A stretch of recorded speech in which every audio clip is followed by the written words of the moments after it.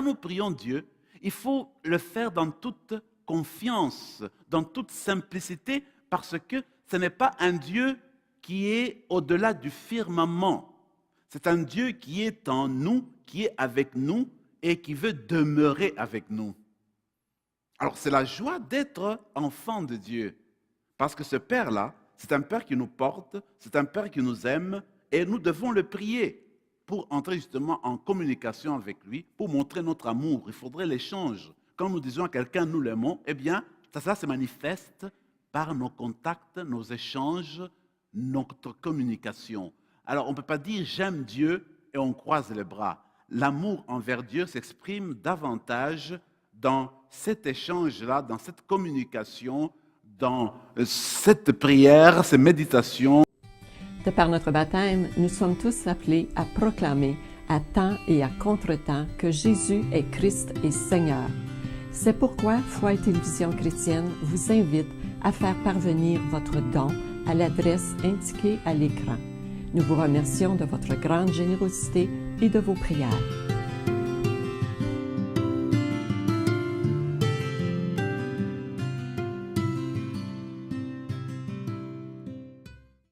Alors, quand nous disons Père, Abba, nous disons notre Père. Mais cela veut dire que nous sommes des frères et des sœurs entre nous. Nous sommes des fils et des filles de Dieu. Voilà, le chrétien comprend que sa vie à lui est une vie de fraternité, est une vie qui le conduit à vivre comme enfant de Dieu, et pas seul comme enfant de Dieu, mais avec ses frères et ses sœurs. Donc c'est la fraternité chrétienne qui est importante. Et puis, Jésus comme modèle, eh bien, il y a tellement de choses à dire, mais on peut se limiter à certaines choses que je juge importantes dans notre vie.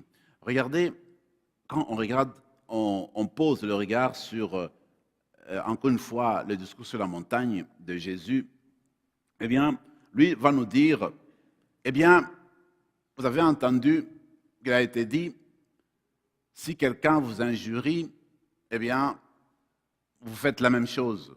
Eh bien, moi, je vous dis, moi, je vous dis, aimez vos ennemis et priez pour ceux qui vous persécutent, afin d'être vraiment des fils de votre Père qui est aux cieux, car il fait lever son soleil sur les méchants et sur le bon, le pardon. Le pardon est une des caractéristiques du chrétien, du disciple du Christ. Alors, être disciple de Jésus aujourd'hui, c'est essayer de vivre cet esprit de pardon tous les jours, l'entretenir. Et ce n'est pas une chose facile. Notre Seigneur est au-devant de nous, c'est notre modèle, nous le suivons et nous le suivons dans le pardon. Regardez sur la croix. Alors, sur la croix, le Seigneur est là en train de mourir. Il y a ce bel exemple du bon larron qui, en fait, se reconnaît pécheur. Il voit que son ami de l'autre côté injurie aussi le Seigneur. Alors lui, à la dernière minute, il dit, Seigneur, souviens-toi de moi quand tu viendras dans ton paradis. Voyez-vous, le Seigneur ne dit pas, mais toi, tu as volé toute ta vie, tu as causé du trouble dans ton monde, et juste à la dernière minute, tu veux profiter de ma présence pour demander pardon? C'est trop tard. Du tout. Il ne dit pas un mot. Il dit, mon ami, aujourd'hui même, tu seras avec moi au paradis. Pour dire le pardon que Jésus enseigne, il le vit lui-même. Toujours sur la croix, il regarde le monde qui l'entoure. Il se rappelle Judas, il se rappelle le rayonnement de Pierre, il se rappelle les soldats qui les entendent en train de le tuer, de le faire souffrir, tout ce monde qui l'ont flagellé, les trahisons qu'il a vécues, et puis les mauvaises incompréhensions, la mauvaise volonté des personnes qui le suivaient. Il dit, Père, pardonne-leur, car ils ne savent pas ce qu'ils font.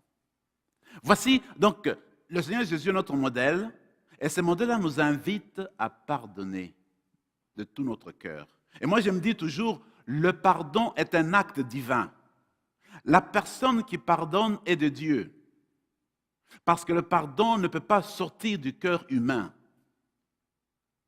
C'est la présence de Dieu, la présence de l'Esprit dans le cœur humain qui peut conduire au pardon. Quand on pardonne, on s'élève. Quand on pardonne, on est sur le mont Tabor. On est sur la montagne, la maison de Dieu. Le pardon est de Dieu. Alors, j'aime beaucoup une des prières que nous lisons rarement, mais quand même c'est présenté dans la prière eucharistique des enfants, numéro 2. Alors on dit, Seigneur, nous prions aussi pour ceux que nous n'aimons pas assez. Je trouve ça formidable. On rend compte devant le Seigneur que j'ai de la difficulté à pardonner telle personne, j'ai de la difficulté à aimer telle personne. Je te prie pour les personnes que je n'aime pas dans mon cœur. Je te prie, je te demande de m'aider à les admirer, à les aimer davantage. Quand on prie, ce qu'on cherche dans le fond, c'est le don de Dieu. Quand on prie, c'est Dieu qui vient en nous, qui entre en nous. Et c'est ce qu'on cherche dans la prière, c'est avoir Dieu. Ça, c'est le bien suprême. Et quand on a accueilli Dieu en nous, alors on peut vivre comme son Fils, on peut vivre comme disciple de Jésus-Christ. Et le don de Dieu, c'est quoi? Le don de Dieu, c'est son esprit. Vous vous rappelez, dans Luc, eh bien, le Seigneur qui dit, écoutez, si vous mauvais que vous êtes, on le trouve aussi dans Matthieu, vous mauvais que vous êtes, si vous avez donné de bonnes choses à vos enfants, parce qu'un enfant qui vient te demander, je voudrais avoir des œufs, toi, tu ne vas pas lui donner des cailloux. Je voudrais avoir du poisson, tu ne vas pas lui donner le serpent à l'enfant. Alors, c'est le Seigneur qui dit, vous qui êtes si mauvais, vous savez donner de bonnes choses quand vos enfants les demandent, mais combien plus le fera votre Père qui est amour éternel? Alors, ce que Dieu donne par-dessus tout, c'est lui-même. C'est ça qu'on appelle la grâce de Dieu. Quand Dieu se donne, quand on prie, c'est vrai, il y a la prière de demande, il y a la prière de pardon, il y a la prière d'action de grâce, c'est vrai. Mais dans le fond, le fin fond de tout cela, le but ultime de la prière, c'est le don de Dieu, que Dieu nous habite, que nous soyons en possession de Dieu, que nous reflétions Dieu dans nos vies, que nous reflétions sa parole, que nous exprimions la filiation au Père dans notre manière d'être. Ça, c'est le but d'une vraie prière qui, au fait, consiste dans le don de Dieu lui-même.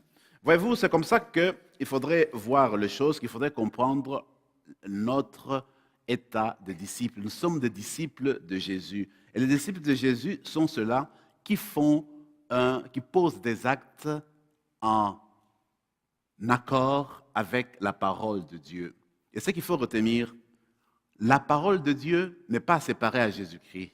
Voilà encore la position chrétienne. Alors ne disez pas, je suis le message de Jésus, Jésus est séparé. Jésus, c'est la parole de Dieu, c'est la parole vivante de Dieu. Et pour nous, chrétiens, quand nous disons que Jésus est Messie, il est le Fils de Dieu et il est la parole vivante. La parole de Dieu n'est pas une parole dans le livre, c'est une parole vivante qu'on traduit dans le livre. Alors, cette parole du livre, qui est la parole de Dieu, c'est sûr, te porte vers la parole de Dieu, Jésus, qui est une parole vivante. Et c'est avec cette parole vivante qu'il faut entretenir des relations. Regardez, il y avait un cardinal dans les années 40, en France. Alors, lui disait à peu près ceci. Il disait, le témoignage chrétien ne consiste pas à faire de la propagande pour soi, pour son Église ou pour sa vie, mais plutôt elle consiste dans l'expression de notre vie de contact avec notre Seigneur Jésus. De sorte que, pour comprendre la vie des témoignages d'un chrétien, il faut nécessairement se référer à Dieu. Si tu enlèves Dieu dans la vie des témoignages du chrétien, tu le considères comme un fou, comme une folle. Ce qui fait le témoignage, le cœur du témoignage du chrétien, c'est Dieu. C'est Dieu qui explique ce que nous sommes. C'est le Fils de Dieu qui est la raison, notre raison d'être. Vous vous rappelez Paul qui dit, écoutez, vous mettez en doute la résurrection de notre Seigneur.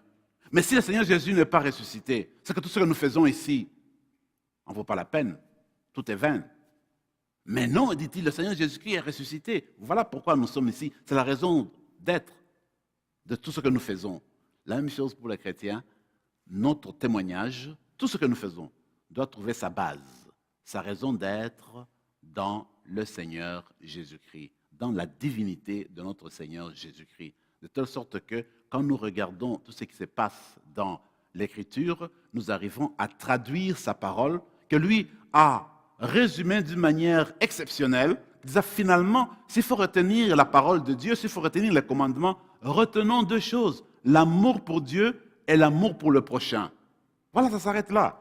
Alors tu aimes Dieu de tout ton cœur, de toute ton âme, cet amour vers Dieu te pousse, te conduit vers le prochain. Quand tu arrives chez le prochain, tu essaies de l'aimer comme toi-même, tu sens que tu as besoin de Dieu pour aimer ton prochain. Voilà le centre de la vie de témoignage du chrétien. Cette émission a été rendue possible grâce aux partenaires et amis de Foi et Télévision chrétienne. Mais nous avons aussi besoin de vous. C'est pourquoi nous vous demandons de faire parvenir votre don à Foi et Télévision chrétienne à l'adresse indiquée à l'écran.